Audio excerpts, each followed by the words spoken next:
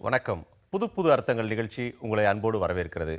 இன்றைய நிகழ்ச்சியில் பங்கேற்பதற்காக எழுத்தாளர் ஞானி அவர்களும், இந்திய கம்யூனிஸ்ட் கட்சியைச் சேர்ந்தவரும், சமூக சமத்துவத்துக்கான மருத்துவர்கள் அமைப்பைச் சேர்ந்த நிர்வாகியுமான திரு டாக்டர் ரவீந்திரநாத் அவர்களும் வந்திருக்காங்க. வணக்கம். முதல் செய்தியாக இன்றைய தினம் குழந்தைகள் தினம் அப்படின்றது ஒரு மிக முக்கியமான ஒரு நாள். நேருவின் பிறந்த நாளுக்காக அது குழந்தைகள் தினம்னு கொண்டாடப்பட்டாலும் கூட நேருவை பற்றி நாம் நிறைய பேசியிருக்கிறோம். குழந்தைகள் தின சிந்தனையாக நீங்கள் எதை முன்வைக்கிறீங்க? இல்லை, குழந்தைகள் தின சிந்தனையாக வைக்கிற ரொம்ப முக்கியமான விஷயம். இன்னைக்கு இப்போ இருக்கக்கூடிய மோடி அரசு குழந்தைகள் தினத்தை அன்னைக்கு பால் ஸ்வச்சித் கேம்பெயின் ஒன்று இன்னைக்கு தொடங்குது பார்த்தீங்கன்னா. ஆனால் உண்மையில் அவங்க இன்னொரு பக்கம் நேருவை பற்றி குழந்தைகள் மனசில் ஒரு மூளைச்சலவை செய்கிற வேலையும் ஈடுபட்டிருக்காங்க. அதாவது நேருவை தேச விரோதி மாதிரி ஒன்று பண்ணக்கூடிய ஒரு போக்கு முற்றிலும் நேருவை துடைத்து எரிந்து விடுவதுங்கிற மாதிரி. நேரு மேலே விமர்சனங்கள் நமக்கும் உண்டு, விமர்சிக்க வேண்டிய விஷயங்களும் உண்டு.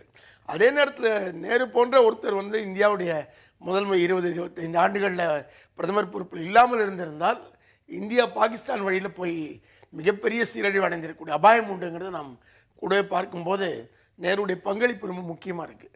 அதை குழந்தைகள்கிட்ட கொண்டு போகாமல் மறைக்கக்கூடிய, முற்றிலும் மாற்றி அமைத்து மறைக்கக்கூடிய ஒரு போக்கு இப்போ இன்றைய மத்திய அரசு மேற்கொண்டிருக்கு. ஆனால் நீ தினம் குழந்தைகள்கிட்ட போய் பேச வேண்டியதே நம் பழைய தலைவர்களை பற்றி ஏன் கொண்டாடுகிறோங்கிறது இருக்குல்ல. பல தலைவர்களை ஏன் கொண்டாடுகிறோம், ஏன் காந்தியை கொண்டாடுகிறோம், ஏன் பெரியாரை கொண்டாடுகிறோம், ஏன் நேருவை கொண்டாடுகிறோம்னா காரணம் என்ன? வெறுமை அவர்கள் தலைவர்களாக இருந்தாலும் கொண்டாடாது, ஒரு குறிப்பிட்ட தத்துவத்துக்காக, இந்த கொள்கைக்காக அவர்களை கொண்டாடுகிறோங்கிற அம்சம் இருக்குல்ல. அதை குழந்தைகள்கிட்ட நாம் சொல்லுவதே கிடையாது. அவர்களுக்கு சம்மந்த நேருவா ரோஜா அன்னைக்கு நீங்கள் எல்லாரும் குழந்தைகளுக்கு சாக்லேட் கொடுங்க அப்படிங்கிற அளவில் மட்டுமா தான் அது கொண்டாட்டம் இருக்க ஒழிய என்னென்ன விஷயங்களுக்காக நேரு இருந்தார் நின்றாருங்கிறது இருக்குல்ல, அதை குழந்தைகளோடு பேச வேண்டிய அவசியம் இருக்கிறது. இன்னைக்கு குழந்தைகளுக்கு ரொம்ப முக்கியமான விஷயம் அடிப்படையான விஷயம் கல்வி. அதுதான் மீண்டும் மீண்டும் நாம் வலியுறுத்த வேண்டியது. ஒரு பிறந்தநாள் விழாக்கள் அப்படின்றது ஒரு சடங்காக, சம்பிரதாயமாக சுருங்கி விட்டது அப்படின்ற தன்னோட கவலையை ஞானி தெரிவிக்கிறார்.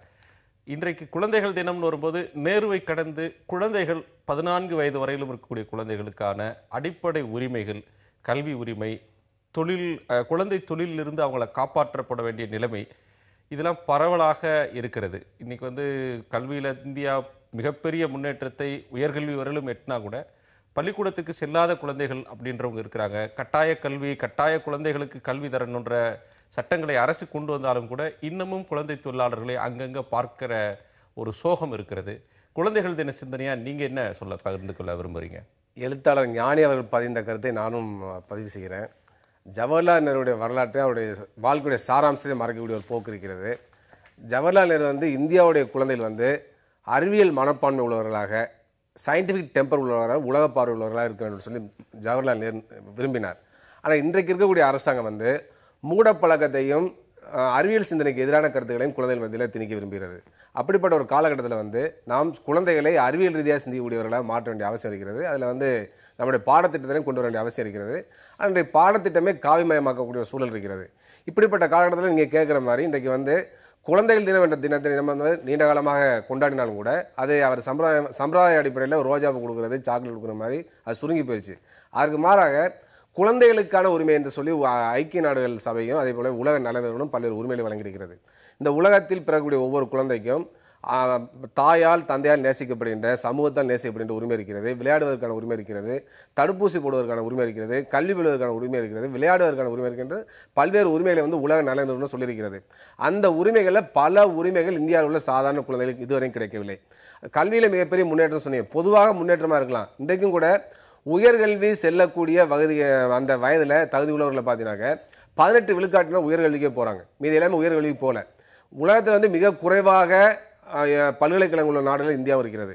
இந்தியா போன்ற மக்கள் தொகை உள்ள நாட்டுக்கு இன்னும் 500 பல்கலைக்கழகங்களாச்சும் தேவை. ஆனால் அந்த அளவுக்கு பல்கலைக்கழகங்களே இல்லை. சின்ன சின்ன நாடு கியூபா, அதே போல் அமெரிக்கா, பிரிட்டன் போன்ற நாடுகளையும் ஏராளமான பல்கலைக்கழகங்களுக்கு உயர்கல்விக்கான வாய்ப்பு இருக்குது. அந்த வாய்ப்பு இந்தியாவில் இல்லை.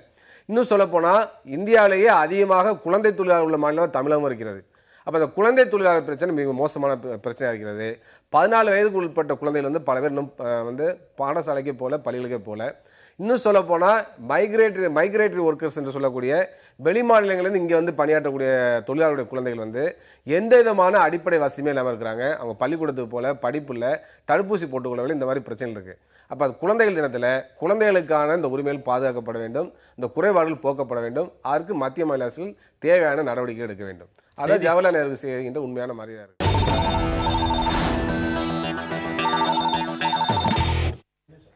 ஞானி, 2010ஆம் ஆண்டு ஒரு போலி என்கவுண்டர்ல காஷ்மீர் எல்லையில 3 பேர் சுட்டுக் கொல்லப்பட்ட விவகாரத்தில் இராணுவ நீதிமன்றம் இராணுவ அதிகாரி உட்பட இராணுவ வீரர்களுக்கு 5 பேருக்கு ஆயுள் தண்டனை வழங்கியிருக்கிறது. நம்ம போலீஸ் என்கவுண்டர் கேள்விப்பட்டிருக்கிறோம். இது வந்து போலி மோதல் அப்படின்ற சொல் வந்து கொண்டிருக்கிறது.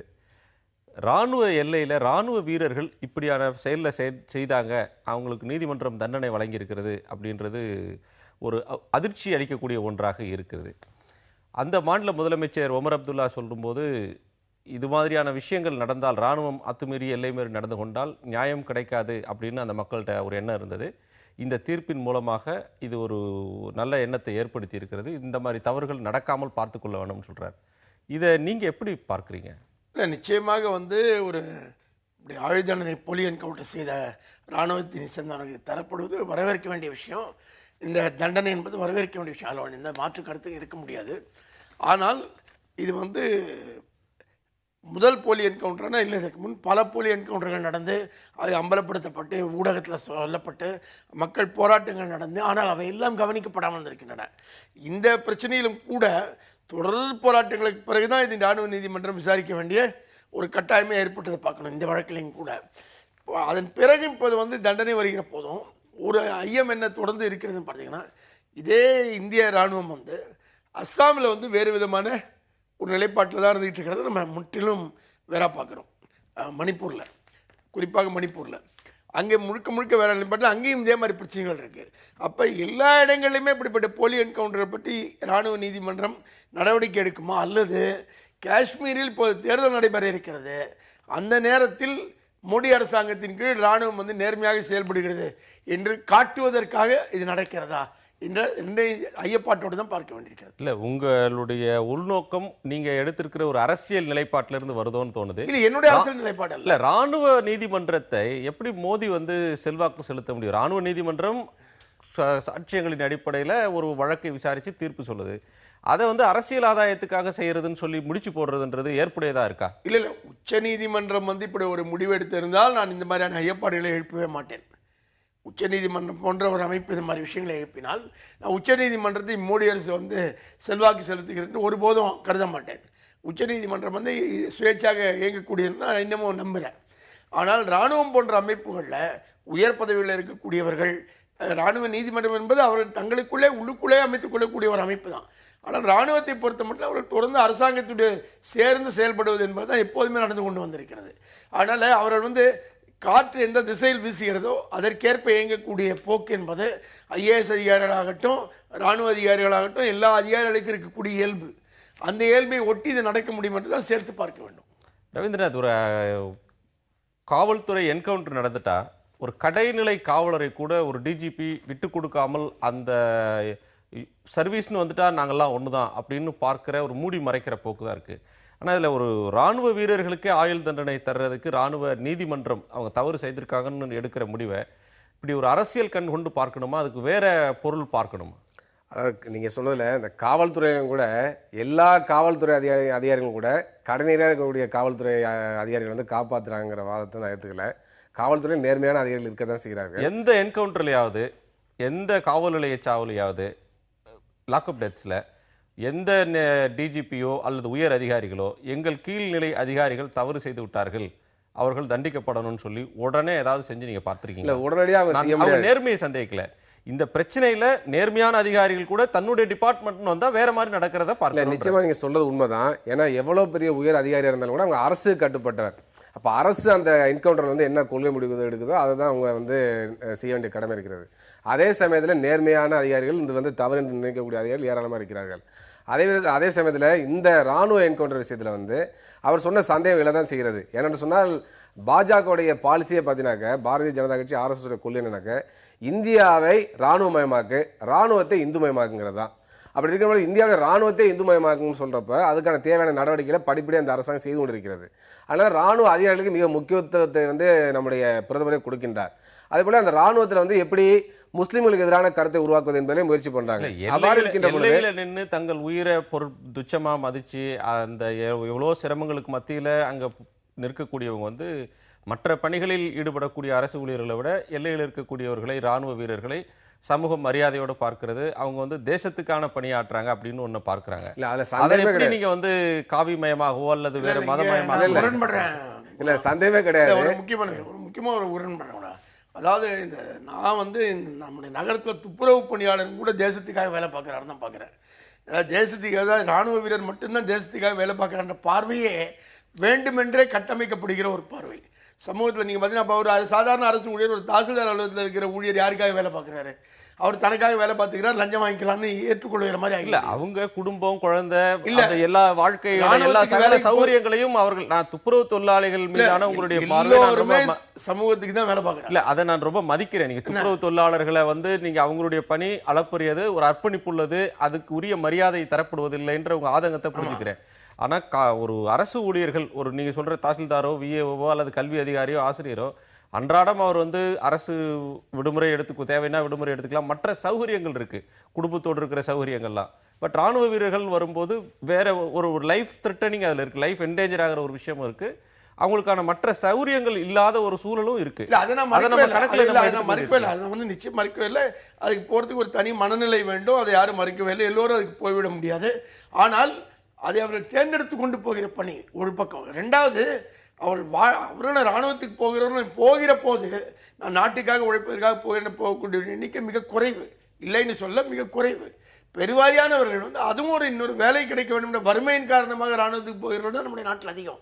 கிராமப்புறங்களிலிருந்து சிப்பாய்களாக போகிறவர்கள் பல குடும்பங்கள் மிக மோசமான வறுமை, விவசாய குடும்பங்களுடைய வறுமையினால தான் விவசாயமே நடக்க முடியாது, குடும்பம் தற்கொலை பண்ணி கொள்ளக்கூடிய சூழ்நிலை இருக்கும்போது ராணுவத்துக்கு போனால் சோறாது குழந்தை கிடைக்கும்னு ராணுவத்துக்கு அனுப்பி வைக்கிற குடும்பங்கள் உண்டு.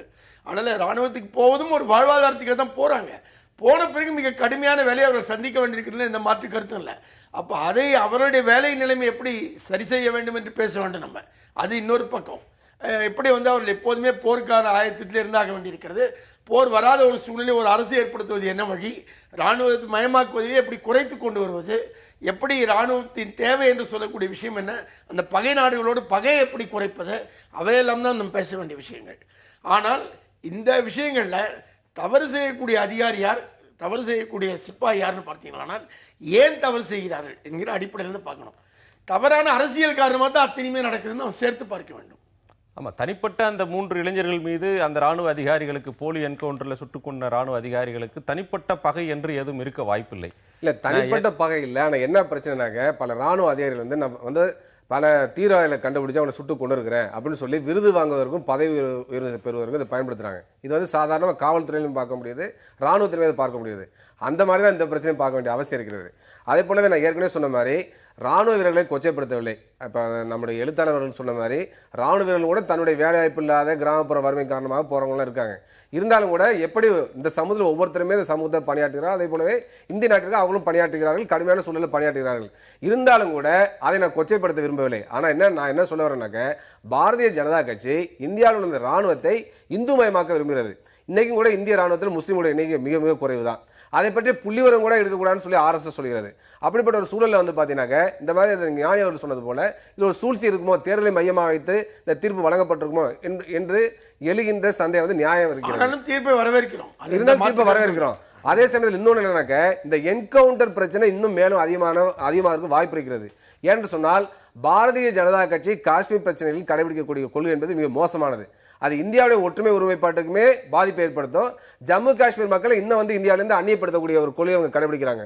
ஆர்டிகல் 370 முழுமையாகவே ரத்து செய்யணும்னு சொல்றாங்க. அப்படிப்பட்ட பிரச்சனை வந்து மீண்டும் அங்கே தீவிரவாத குழுக்கள் தீவிரமாக செயல்படக்கூடிய வாய்ப்பை ஏற்படுத்தும்.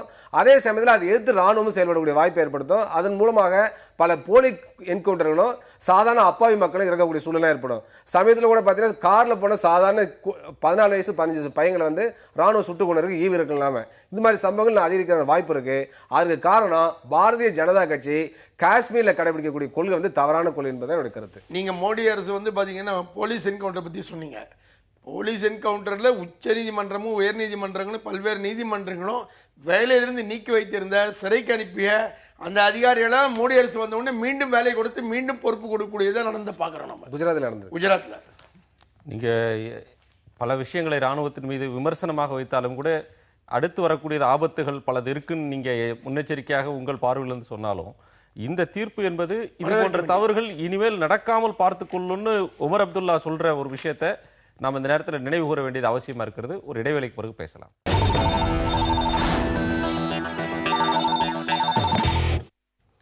டாக்டர் ரவீந்திரநாத், நாங்கள் விவாதத்துக்கு எடுத்துக்கொள்ளக்கூடிய செய்திகளை கடந்து நீங்கள் விரும்பின செய்தி அப்படின்னு பகிர்ந்து கொள்ளக்கூடிய ஒரு தருணம் இது. இன்றைய நாளிதழ்களில் வந்த செய்திகளில் நீங்கள் விரும்பின செய்தி அப்படின்னு எதை சொல்லுங்க?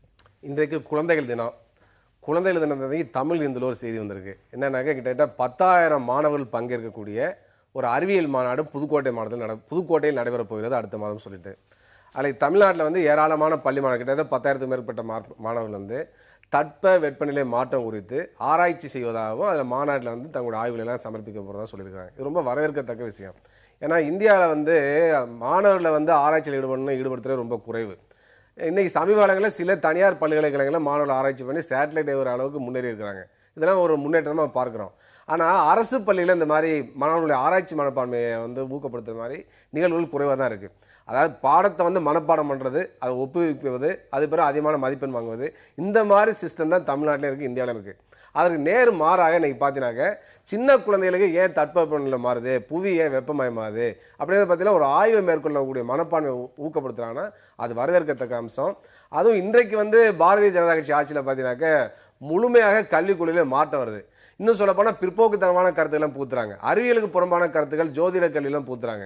இன்னும் சொல்லப்போனால் விநாயகரை பற்றி சொல்கின்ற பொழுது அந்த தலையை வந்து அடுத்து டிரான்ஸ்பிளான்ட் பண்ணக்கூடிய அந்த அறுவை சிகிச்சை நிபுணர்லாம் கடந்த காலத்தில் இருந்ததாக நரேந்திர மோடி அவர்களே சொல்கிறார். அப்போ இதெல்லாம் அறிவியலுக்கு புறம்பான விஷயமா நம்ம பார்க்க வேண்டிய அவசியம் இருக்கிறது. அப்படிப்பட்ட ஒரு காலகட்டத்தில் வந்து அறிவியல் மனப்பான்மையோட மாநாடு வந்து பயிற்றுவிக்கணும் நோக்கத்தோடு அந்த மாநாடு நடப்பதை வரவேற்கிறேன். அந்த செய்தி வந்து என்னுடைய மிகப்பெரிய வந்து என்னுடைய மனதை ஈர்த்திருக்கிறதுன்னு சொல்ல வேண்டும். மாணவர்கள் ஆராய்ச்சி பற்றி டாக்டர் சொல்லும்போது கூட ஒன்று சொன்னோம். சென்னை நகரத்துக்கே இந்த மெட்ரோ இப்படிப்பட்ட புதிய வழி போக்குவரத்து திட்டங்கள்லாம் வருது இல்லையா, உண்மையிலே பழைய ட்ராம் முறை தான் வந்து உலகம் முழுவதும் உகந்ததாக கருதப்படுகிறது. சென்னையிலும் ட்ராம் முறையை தான் மீண்டும் புதுப்பிச்சிருக்கணும்னு பனிமலர் இன்ஜினியரிங் கல்லூரி மாணவர்கள் வந்து ஆய்வு செய்கிறாங்க. ஆனால் இந்த மாதிரி ஆய்வு செய்யும்போது அதற்கு வந்து அதிகாரிகள் வந்து இப்படிப்பட்ட ஆய்வுகள் வந்துட்டால் நம்ம ஏற்கனவே முன்வைக்கிற திட்டங்கள்லாம் ஃப்ளைஓவர் இந்த மாதிரி திட்டங்கள் எல்லாம் பின்னடை வருங்கன்னா ஆய்வுகளுக்கு ஒத்துழைப்பு என்பதே நம்முடைய சமூகத்தில் இல்லை. அதுதான் பெரிய சிக்கலாக இருக்குது. மாணவர்கள் ஆய்வு செய்வது போதாது, அதுக்கான ஒத்துழைப்பு வேண்டி இருக்கிறது. நீங்கள் மாணவர்கள் ஆய்வு சொல்கிறீங்க, பல்கலைக்கழகங்களிலே சமூகவியல் ஆய்வை ஒழுங்காக செய்கிறது இல்லைன்ற ஆதங்கம் என்னை போன்றவர்களுக்கு இருக்குது. இன்னைக்கு வந்து பல்கலைக்கழகத்தில் வந்து நிறைய பல்கலைக்கழகங்கள் உருவாச்சு, நிறைய பேர் டாக்டரேட் வாங்குறாங்க. ஆனால் சமூகத்தினுடைய பிரச்சனைகளை ஆய்வு செய்து அதை வந்து கொடுக்கக்கூடியவங்கன்றது ரொம்ப எண்ணிக்கை குறைவாக இருக்கிறது மாதிரி ஒரு எண்ணம் இருக்குது. அப்படிப்பட்ட விஷயங்களை எடுத்துக்கொள்ள வேண்டாம் என்று தலைமை பேராசிரியர்களே நிறுத்திடுவாங்க. மாணவர்கள் விரும்பினால் கூட அவர்கள் பயந்து கொண்டு வேண்டாம்னு சொல்லிடுவாங்க. நான் இன்னைக்கு சொல்ல விரும்புகிற செய்தி வந்து இதுதான். நாம் இதெல்லாம் நமக்கு வந்து நீங்கள் சொன்னீங்கல்ல, காஷ்மீரில் இராணுவம் பற்றி மணிப்பூர் பற்றியெல்லாம் பேசினோம். இந்தியாவில் எல்லா பகுதிகளை பற்றியும் எல்லோரும் நாம் எவ்வளவு அறியாமல் இருக்கிறோம் என்பதற்கு இன்றைய செய்தி ஒரு செய்தி. மிசோராமில் வந்து பெண்கள் வந்து அங்கே இருக்கக்கூடிய பழங்குடி மக்கள் தான் பெரும்பான்மையான மக்கள். அந்த பெண்களை வெறுமே வாய் வார்த்தையாகவே விவாகரத்து செய்ய முடியும் என்கிற சட்டம் அங்கே இருந்து வந்திருக்கிறது. 3 முறை வாயில சொன்னால் போதும். அவர்கள் வந்து இது வந்து ஏதோ ஒரு மதம் சார்ந்ததல்ல, பழங்குடி பழக்கமாக அந்த மிசோராம் பெண்கள் மத்தியில் இருக்கிற பழக்கம். விவாகரத்து செய்வது அவ்வளோ எளிமையாக இருந்திருக்கிறது. முதல் முறையாக அப்படி செய்ய முடியாது, முறைப்படி நீதிமன்றத்துக்கு சென்றுதான் விவாகரத்து பெற வேண்டும் என்று ஒரு சட்ட திருத்தம் மிசோராம் சட்டமன்றத்தில் வருகிறது. அது ஒரு ஆரோக்கியமான செய்தி. மிசோராம் போன்ற இடங்களில் இருக்கக்கூடிய சூழ்நிலையை பற்றி நாம் அறியாமலையும் இருக்கிறோம். பெண்கள் நிலைமை இந்தியா முழுவதும் இப்படி பல்வேறு இடங்களில் இருக்கிறது என்பதை பற்றி தெரிவதற்கு இந்த செய்தி முக்கியமாக இருக்கிறது. நன்றி. நம்ம ஒரு சிறிய இடைவேளைக்கு பிறகு விவாதத்தை தொடரலாம்.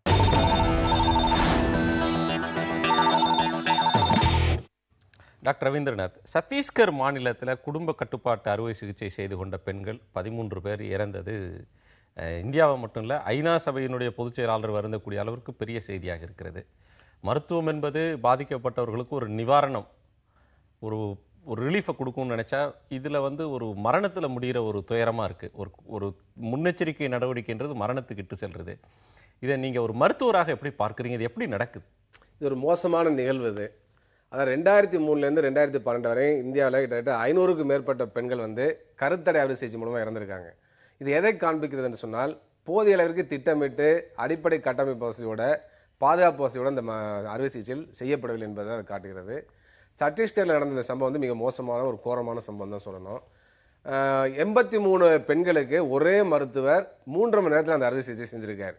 கிட்ட 2.5 நிமிடம் சராசரியாக ஒவ்வொரு நோயாளிக்கும் 2.5 நிமிடம் வந்து எடுத்திருக்காரு. இன்னும் சொல்லப்போனால் வந்து அந்த கருவிகள் எல்லாம் வந்து ஒரே நோயாளி பயன்படுத்துகிற கருவிகள் எல்லாத்தையுமே பயன்படுத்தப்பட்டதாக செய்தியெல்லாம் வருது.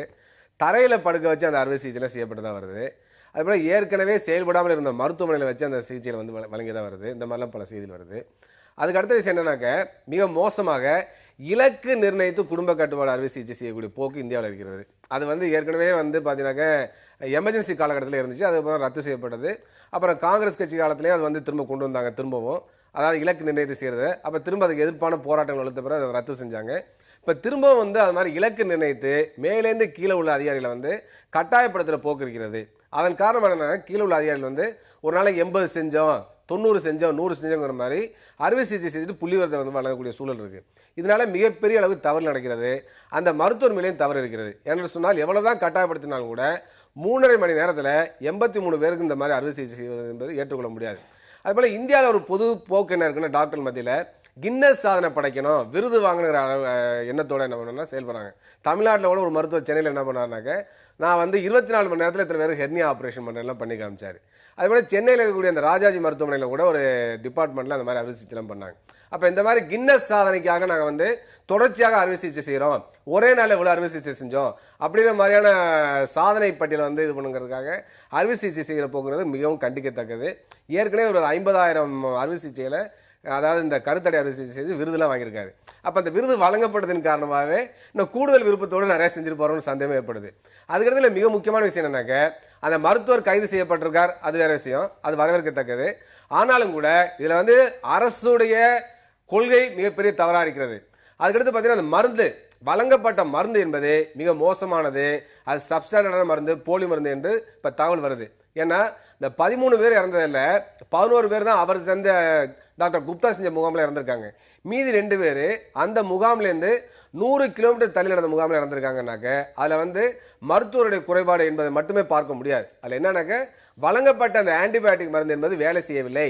அதன் மூலமாக நோய் கிருமி தொற்றுக்கு உள்ளாகி அதன் மூலமாக நச்சு ஏற்பட்டு அதன் மூலமாக ஏற்படக்கூடிய டாக்ஸிக் ஷாக் சிண்ட்ரோம் என்பதன் மூலமாக இறந்திருக்கலாம் என்ற சந்தேகம் ஏற்படுகிறது. எனவே ஆன்டிபயோட்டிக் பிரச்சனை, மருந்து பிரச்சனை இருப்பதாக நான் கருதுகிறேன். இல்ல, அந்த டாக்டரே சொல்றாரு, குப்தா சொல்றாரு, இந்த சம்பவம் துரதிருஷ்டவசமானது என்றாலும் இதற்கு நான் மட்டுமே பொறுப்பாக முடியாது.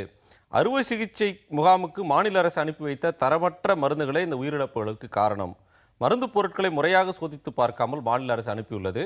அரசு நிர்வாகம் அவர்களை பாதுகாத்துக் கொள்வதற்காக என்னை பலிகடா ஆக்கிவிட்டார்கள் சொல்றாரு. உங்க பார்வை இதில் என்ன ஞானி? இல்லை, டாக்டர் ரவீந்திரநாத் ரொம்ப விரிவாக அழகாக சொன்னார். அது ரொம்ப முக்கியமான அம்சம் இந்த இலக்கு நிர்ணயிப்பதற்கு. பாருங்கள், நேஷனல் ஹெல்த் மிஷனுடைய வெப்சைட் போய் பார்த்தீங்கன்னா அதில் தெளிவாக இருக்குது. ஒரு நாளைக்கு ஒரு கேம்பில் 100 கேஸாவது செய்யணும்னு ஒரு குறைந்தபட்சமாக நிர்ணயிப்பதை நேஷனல் ஹெல்த் மிஷனை சொல்கிறாங்க. அப்போ ஒரு கேம்பில் 100 கேஸ் ஒரு நாளைக்கு அப்படின்னு நிர்ணயிச்சிட்டா அதுக்கு தேவையான ஃபெசிலிட்டிஸ் என்னங்கிறது இருக்குல்ல, தர வேண்டிய வசதிகள், அதை பற்றி எந்த விதமான விவரங்களும் கிடையாது.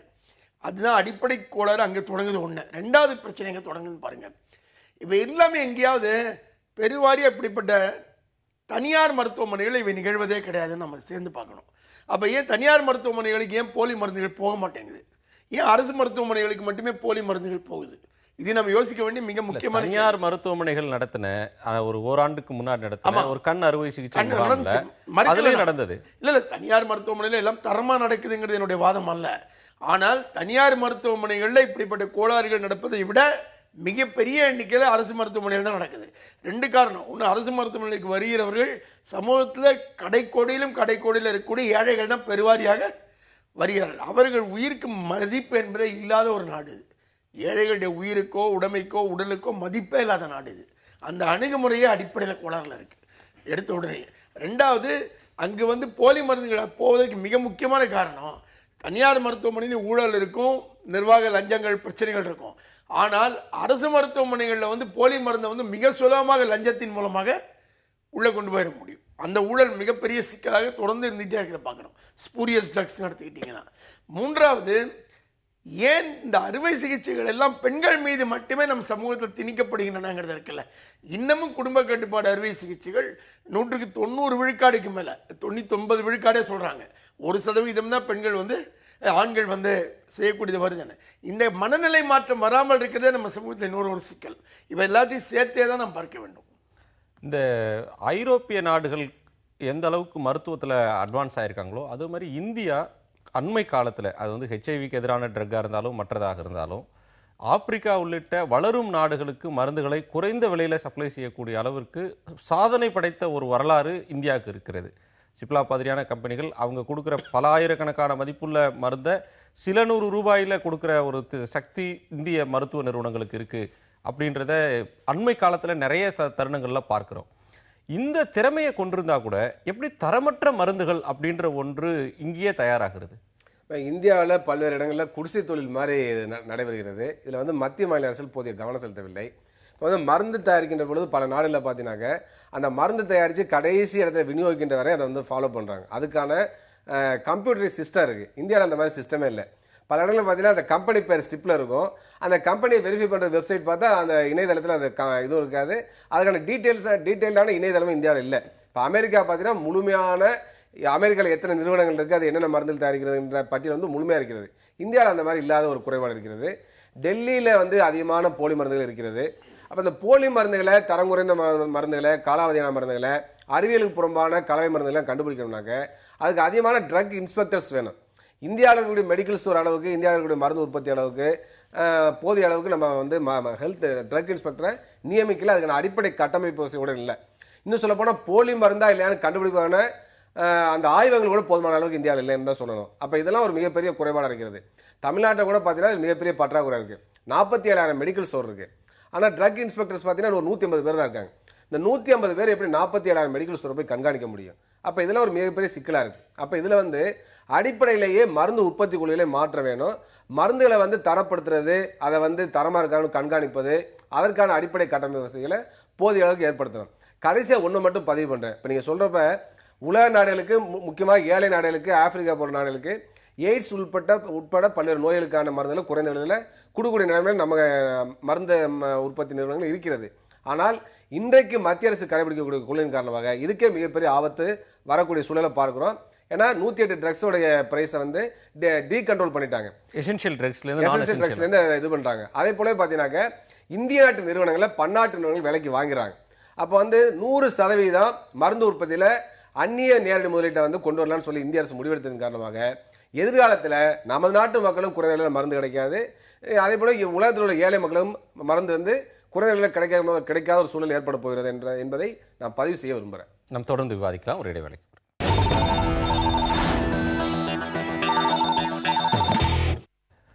கருத்தடை அப்படின்ற ஒன்றுக்கு பலவிதமான விமர்சனங்கள் இருக்கிறது. ஏன் பெண்கள் மீது மட்டுமே அது திணிக்கப்படுகிறது, ஏன் ஆண்கள் முன்வரலன்ற ஒரு முக்கியமான கேள்வி எழுப்புறீங்க. ஆனால் ஒரு குழந்தை என்பது அந்த ஆணினுடைய வாரிசாக பார்க்குற மனோபாவமும் இங்கே தான் இருக்குது. இப்போ ஈரோடு, கோயம்புத்தூர் இந்த பகுதிகளில் கருத்தரிப்பு மையங்கள்லாம் பார்த்தீங்கன்னா ஒரு வம்சம் அப்படின்னு கருத்தரிப்பு மையத்துக்கு பேர் வைக்கிறாங்க, ஐஸ்வர்யம் அப்படின்னு பேர் வைக்கிறாங்க. இதெல்லாம் அந்த சிந்தனையிலேருந்து வர்ற ஒன்றை தான் பார்க்க முடியுது. இந்த விஷயத்தில் அரசாங்கம் கருத்தடை செய்கிறதுக்கு இன்சென்டிவ்ஸ் கொடுக்குறாங்க. நீங்கள் கருத்தடை செய்து கொண்டால் உங்களுக்கு அரிசி இலவசம், இந்த இன்னொரு பணம் நிதி தர்றது, அது ஊக்கப்பணம் தர்றது தவறு அப்படின்ற ஒரு பார்வையும் சிலரால் முன்வைக்கப்படுது. இது கம்ப்ளீட்டாக வாலண்டரியாக வரணும், இதுக்கு அரசாங்கம் எந்த விதமான சலுகையும் தந்து இதை ஊக்குவிக்கக்கூடாதுன்னு சொல்கிற பார்வை வருது. நீங்கள் இதை எப்படி பார்க்குறீங்க? தமிழ்நாட்டில் முன்னால் அந்த ஊக்கப்பணத்தில் கொடுக்கக்கூடிய பழக்கம் இருந்தது. தமிழ்நாட்டில் இப்போது அது இல்லை எனக்கு தெரிஞ்ச அளவில், இல்லையா? தமிழ்நாட்டில் இருக்குது. முன்ன இருந்தது, முன்ன மிக பெருவாரியான அளவில் இப்போ இருந்தது. ஆனால் குறைந்து விட்டதுன்னு சொல்லலாம். அதை அடிப்படையாக கொண்டு வரக்கூடியவர்கள் எங்கெல்லாம் குறைவுன்னு பார்த்தீங்கன்னா, எங்கெல்லாம் கல்வி அதிகமாக இருக்கிறதோ அங்கெல்லாம் மக்கள் தானாகவே கருத்தடையை ஏற்றுக்கொள்ளக்கூடிய வழிமுறையை பார்க்கலாம். பல குடும்பங்களில் எங்கெல்லாம் பெண்கள் கல்வி அதிகம் பெற்றிருக்கிறார்களோ அங்கெல்லாம் பெண்கள் குழந்தை பேரை குறைக்க வேண்டும் என்று விரும்புவதை சமூகவியல் ஆய்வுகள் எல்லாமே தெரிவிச்சிருக்கு. எங்கெல்லாம் விமென்ஸ் எஜுகேஷன் கூடுதோ அங்கெல்லாம் இது மாறும்ங்கிறது. ஆனால் நாம் இன்னொரு பக்கம் இதை ஊக்கப்படுத்த வேண்டுமானால் உண்மையான ஊக்கம் கல்வியில் தான் செலவிட வேண்டும். ஆனால் கல்விக்கு செலவிட்டாலே அதனுடைய விளைவாக இந்த பயன்களை எல்லாம் நம்ம அடைய முடியும். ஆனால் ஆண் ஏன் கருத்தடை செய்வதில்லை, ஏன் பெண் மீது அது நிர்பந்திக்கப்படுகிறதுனா, நீங்கள் காலமாக ஆண் வெளியில் போய் வேலை செய்கிறவன், உழைக்கிறவன், ஆனால் அவனுக்கு இந்த அறுவை சிகிச்சை அவன் உடல் பலத்தை குறைத்து விடும். ஆனால் அவன் குடும்பத்துக்கு ஓடி ஆடி சம்பாதிக்க முடியாதவனை போய்விடுவான். ஆனால் பெண் அதை பொறுப்பு எடுத்துக்கொள்ள வேண்டும். ஒரு பழைய மரபான பார்வை இருக்கு இல்லையா, அது இன்னமும் அதே தேக்கத்தோடு இருந்து கொண்டே இருக்கிறது. அதன் நீட்சி தான் அது. அதை பார்வை மாறணும். இன்றைக்கி பெண்களும் வேலைக்கு போகிறார்கள், உழைக்கிறார்கள், குடும்பத்தை பாதுகாக்கிறார்கள். ஆனால் அதே பணிகளை எல்லாம் அவர்களும் செய்கிறார்கள். ஆனால் இருவரில் யார் வேண்டுமானாலும் இந்த பொறுப்பை எடுத்துக்கொள்ளலாம்ங்கிற அணுகுமுறை வர வேண்டும். அந்த பார்வை உங்களுக்கு உடன்பாடு உள்ளதானா? நிச்சயமா உடன்பாடு உண்டு. இன்னும் சொல்ல போனால் பல விஷயங்களை ஆண்கள் செய்து கொள்வது எளிமையானது, ரொம்ப ஈஸியாக செஞ்சிடலாம். அதிகமாக இன்னும் சொல்ல போனாக்க ஒரு பெண்ணுக்கு இந்த கருத்தடை அறுவை சிகிச்சை செய்கிற நிதியில் அந்த பணத்தில் 5 ஆண்களுக்கு செய்ய முடியும். அந்த அளவு பொருளாதார ரீதியாக சிக்கனமானதான் அது. அப்போ ஆணாதிக்க மனப்பான்மை அதில் ஒரு காரணமாக இருக்குது. அவர் சொல்கிற மாதிரி ஆண் தான் பொருளாதார ரீதியாக குடும்பத்தை காப்பாற்றுற உணர்வுலாம் அதில் இருக்கிறத நம்ம பார்க்க வேண்டிய அவசியம் இருக்கிறது. அப்புறம் ஆண்மை போயிருமோங்கிற பயமும் இருக்குது, இம்பார்ட்டன்ஸ் வந்துருமோங்கிற பயமும் ஒரு தவறான தப்பனமும் ஆண்கள் மத்தியில் இருப்பது. ஆண்மை இழப்புக்கும் தொடர்பே கிடையாது. குடும்ப கட்டுப்பாடு அறுவை சிகிச்சைக்கும் அதுக்கும் எந்த தொடர்பும் கிடையாதுங்கிறது பரவலாக இன்னும் பல பேருக்கு போய் சேரவே இல்லை. அது முக்கியமான காரணம். அதுக்கடுத்து நான் இதில் என்ன சொல்ல விரும்புகிறேன்னாக்க, அவர் சொன்ன மாதிரி கல்வி மட்டுமல்ல, மிக முக்கியமாக பொருளாதார வளர்ச்சி உள்ள இடங்களையும் பார்த்தீங்கன்னாக்க பெண்களே தானாக முன் குடும்ப கட்டுப்பாடு அறுவை சிகிச்சை செய்யலாம் பார்க்குறோம். தன்னுடைய எத்தனை குழந்தைகள் இருக்க வேண்டும் என்ற முடிவை அவங்க எடுக்கக்கூடிய சூழலை பார்க்குறோம். அதாவது ஒவ்வொரு பெண்ணுக்கும் அடிப்படையான உரிமையில மிக முக்கியமானது ரீப்ரொடக்டிவ் ரைட், இனப்பெருக்கம் செய்வதற்கான உரிமை. அந்த உரிமை முற்றிலுமாக மறுக்கப்பட்டிருக்குன்னு தான் சொல்கிறேன். எவ்வளோ படிச்சிருந்தாலும் கூட அவர்கள் எத்தனை குழந்தை பெற்றுக்கணும், ஒவ்வொரு குழந்தைக்கு இடையில எவ்வளோ இடைவெளி வேணும். இல்லை, இந்த உரிமை அதிகம் தரப்பட்டிருக்கிறது மாதிரில ஒரு தோற்றம் இருக்கு. இல்லை, அது தவறான கண்ணோட்டம் நான் பார்க்குறேன். சில குடும்பங்களை வேணா இருக்கலாம். ஆனால் இன்றைக்கும் கூட இந்திய பெண்களுக்கு ரீப்ரொடக்டிவ் என்ற ரைட் என்று சொல்லக்கூடிய அந்த உரிமை முழுமையாக இல்லை என்பதுதான் என்னுடைய கருத்து. அப்போ ஒரு பெண்ணுக்கு திருமணம் செய்கிறதே உரிமையே இல்லாத சூழலில் யார் தன்னுடைய கணவன் தேர்ந்தெடுக்கிற உரிமையே ரொம்ப குறைவாக உள்ள நாட்டில் எப்படிப்பட்ட குழந்தை பெற்றுக்கொள்ள வேண்டும், எவ்வளவு கால இடைவெளியில் பெற்றுக்கொள்ள வேண்டும், எந்த கருத்தடை சாதனத்தை பயன்படுத்த வேண்டிய உரிமை இந்திய பெண்களுக்கு இல்லை என்று தான் சொல்ல வேண்டும். அதில் விதிவிலக்கில் இருக்கலாம், இல்லை நான் சொல்ல வரல. ஆனால் அந்த உரிமை வழங்கப்பட வேண்டும். அந்த உரிமை வழங்கப்பட்டால் நிச்சயமாக மிகப்பெரிய முன்னேற்றத்தை நம்ம பார்க்க முடியும். குடும்ப கட்டுப்பாடை வெறும் அறுவை சிகிச்சை சாதனங்கள் மூலமாக செய்வது என்பதே ஒரு மோசமான போக்கு தான். அது வேண்டாம்னு சொல்ல வரல. ஆனால் அதே சமயத்தில் கல்வி வளர்ச்சி, பொருளாதார வளர்ச்சி, பெண்களுக்கான இந்த ரீப்ரொடக்டிவ் ரைட் என்பதை உத்தரவாதப்படுத்துவதுதான் முழுமையான ஒரு குடும்ப கட்டுப்பாடாக இருக்க முடியும். எனவே அதை நோக்கி இந்திய அரசு செல்ல வேண்டும். அதற்கேற்ப கொள்கையை வகுக்க வேண்டும். ஆனால் இன்னைக்கு என்னன்னாக்க, இந்த கொள்கையிலிருந்து மிக பின்னோக்கி இந்திய அரசு போயிடுதோ என்று பார்க்க வேண்டிய அவசியம் இருக்கிறது. என்னன்னாக்க, இந்தியாவில் இப்ப கருத்தடையில மிக முக்கியமான ஒரு அம்சமா இருப்பது கருக்கலைப்பும் கூட. அதாவது இந்தியாவில் கிட்டத்தட்ட ஒவ்வொரு ஆண்டும் எவ்வளவு கர்ப்பம் தரிக்கிறதோ அதுல 80 லட்சத்துக்கு மேற்பட்ட கருக்கள் தேவையில்லாத கர்ப்பம்னு சொல்றாங்க. அப்படி இருக்கின்ற பொழுது அதை என்ன நான் சொல்ல வரேன்னாக்க, அதாவது 8 கோடி கற்பங்கள் தேவையில்லாத கற்பங்கள்னு சொல்றாங்க. அப்ப இதை கருக்கலைப்பின் மூலமா செய்த பிறகு உங்களுக்கு கருத்தடை சாதனங்களை பொருத்த முடியும். அவ்வாறு இருக்கின்ற பொழுது இந்த கருத்தடை செய்கின்ற விஷயத்துக்காக 1971 இந்தியாவில் ஒரு சட்டம் கொண்டு வரப்படுது, medical termination of pregnancy act என்று சொல்லக்கூடிய சட்டம். அந்த சட்டத்தில் இந்த அரசு மிக மோசமான திருத்தங்களை கொண்டு வருது. அப்ப ஏற்கனவே இருக்கக்கூடிய சட்டம் பெண்களுடைய உரிமைகளை ஓரளவு அவங்களுடைய பாதுகாப்பான அறுவை சிகிச்சை செய்ய உத்தரவாதப்படுத்துது. ஆனா இன்னைக்கு என்ன பண்றாங்க, குடும்ப கட்டுப்பாடு அறுவை சிகிச்சை அதிகமாக செய்ய வேண்டும், மக்கள் தொகை வேகமாக குறைக்க வேண்டிய நோக்கத்தோட இந்த அதாவது கருக்கலைப்பை சாதாரணமாக செவிலியர் செய்யலாம், உதவி செவிலியரை செய்யலாங்கிற மாதிரி சட்ட திருத்தத்தை கொண்டு வர்றாங்க. இது ஒரு மோசமான போக்கு. ஏற்கனவே 1971 ஆக்ட் படி பார்த்தீங்கன்னாக்க, அதாவது மகப்பேறு மருத்துவத்தில் முதுநிலை மருத்துவம் படித்தவங்க, டிப்ளமா படித்தவங்க, இல்லை எம்பிபிஎஸ் டாக்டர் 3 ஆண்டுகள் அந்த துறையில் வேலை செஞ்சவங்க, இல்லைன்னா 6 மாச அளவுக்கு பயிற்சி பெற்றவங்க, இவங்க தான் செய்ய முடியும் இருக்கு. அதுக்கு நேர் மாறாக இந்த அறுவை சிகிச்சையில் அதிகப்படுத்த வேண்டும், கருக்கலைப்பை அதிகப்படுத்த வேண்டும் என்பதற்காக உதவி செவிலியர் கூட பண்ணலாம் என்று சொல்லி சட்ட திருத்தம் கொண்டு வந்தா அது பெண்களுடைய உரிமைகளுக்கு எதிரானது. எதிர்காலத்தில் இதன் மூலமாக ஏராளமான இறப்புகள் வருவது வாய்ப்பு. டாக்டர் பற்றாக்குறை இருக்கிற ஒரு நிலைமையில அதில் அனுபவம் உள்ள அந்த துறை சார்ந்த மற்றவர்களை வைத்து செய்யற ஒரு போக்கு தானே அரசாங்கத்திட்ட வருது. நம்முடைய பற்றாக்குறை தான் இதில் அடிப்படையான காரணமாக இருக்கு. உண்மைதான். அதுக்கு என்ன செய்யணும், ஏராளமான டாக்டர்களை பயிற்று இருக்கலாம், ஏராளமான மையங்களை அரசு உருவாக்கலாம். ஏன்னு சொன்னா இது ரொம்ப சிக்கலான ஒரு பிரச்சனை. என்னன்னாக்க, கருக்கலைப்பு என்பது எளிமையாக பார்க்கப்படுகிறது. இந்த கருக்கலைப்புல தான் இந்தியாவில் அதிகமான பெண்கள் இறக்குறாங்க. ஒட்டுமொத்தமாக பேர்காலத்தில் பெண்கள் இறக்கக்கூடிய சதவீதத்தில் பார்த்தீங்கன்னா 8% இந்த கருக்கலைப்பினால இறக்குறாங்க. அப்போ அந்த அளவுக்கு மோசமா இருக்கு. ஏன்னா அனுபவம் வாய்ந்த ஒரு மகப்பேறு மருத்துவருடைய அந்த சிகிச்சை முறையில் கூட கர்ப்பப்பை ஓட்ட விழுந்து அது மூலமாக பெண்கள் இறக்கக்கூடிய வாய்ப்பு இருக்கிறது. அதே மாதிரி ரத்தப்போக்கு அதிகரித்து பெண்கள் இறக்கக்கூடிய வாய்ப்பு இருக்கிறது. அதில் மிக சிக்கலான ஒரு அறுவை சிகிச்சை வந்து கருக்கலைப்பு தான். அதில் வந்து மாற்று கருத்தே இருக்க முடியாது. அது நிச்சயமாக எல்லா மருத்துவரும் ஒத்துக்கொள்ளக்கூடிய விஷயம். அப்படி ஒரு சிக்கலான மருத்துவ முறையை சிகிச்சை முறையை வந்து சாதாரணமாக அதில் பயிற்சியே பெறாதவர்கள் வந்து செய்யலாங்கிறது வந்து ஏற்றுக்கொள்ள முடியாத ஒரு விஷயம். இன்னும் சொல்ல போனால் நம்ம எம்டிபி ஆக்ட்ல டாக்டர்களே கூட செய்ய முடியாது, அதுக்கான பயிற்சி பெற்றவர்கள் செய்ய முடியும்னு சொல்லி தெளிவாக சொல்லப்பட்டிருக்கு. இப்போ நான் டாக்டராக இருந்தாலும் கூட அறுவை சிகிச்சையில இளங்கலை பெற்றிருக்கேன், ஆனால் நம்ம நான் வந்து கருக்கலைப்பு செய்து கொள்ள முடியாது. ஏனென்று சொன்னால் அதனுடைய சிக்கலான தன்மையை பொறுத்து தான் இந்த சட்டமே கொண்டு வரப்பட்டிருக்கிறது. அவ்வாறு இருக்கின்ற பொழுது குடும்ப கட்டுப்பாடு அறுவை சிகிச்சை இலக்கை அதிகப்படுத்த வேண்டும், மக்கள் தொகையை அதிகமாக விரைவாக குறைக்க வேண்டும் நோக்கத்தோடு இந்த சட்ட திருத்தம் கொண்டு வருவது பெண்களுடைய நலனுக்கு எதிரானது என்ற குற்றச்சாட்டை வைக்கிறேன். ஒருபுறம் மக்கள் அதிக எண்ணிக்கை தான் இந்தியாவோட பலம், மக்கள் வளம், மனித வளம் தான் இந்தியாவின் பலம்னு பேசுறோம்.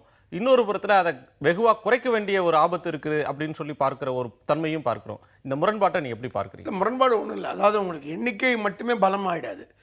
அந்த எண்ணிக்கையில் இருக்கக்கூடிய மனிதர்கள் கல்வி அறிவு பெற்றவர்களாக இருக்கிறார்களா, சிந்திக்கிற திறனோடு இருக்கிறார்களா, செயல்பாடுக்கான திறன் பெற்றுகளா, ஸ்கில்டாக இருக்கிறார்களா, அந்த லேபர் இருந்தால் தான் உங்களுக்கு வந்து வளம். அது இல்லாமல் வெறுமை ஒரு எண்ணிக்கையாக மட்டுமே இருந்தாலும் அவர்கள் வளம் இல்லை. ஆனால் எப்படிப்பட்ட வளம்னு நாம் பார்க்க வேண்டும். வெறும் மியர் நம்பர்ஸ் வளம் கிடையாது. அரங்குக்கு வந்து உங்களுடைய கருத்துக்களை பகிர்ந்து கொண்டமைக்காக உங்கள் இருவருக்கும் நன்றி. நேயர்களே, மீண்டும் ஒரு நிகழ்ச்சியில் சந்திக்கலாம். வணக்கம்.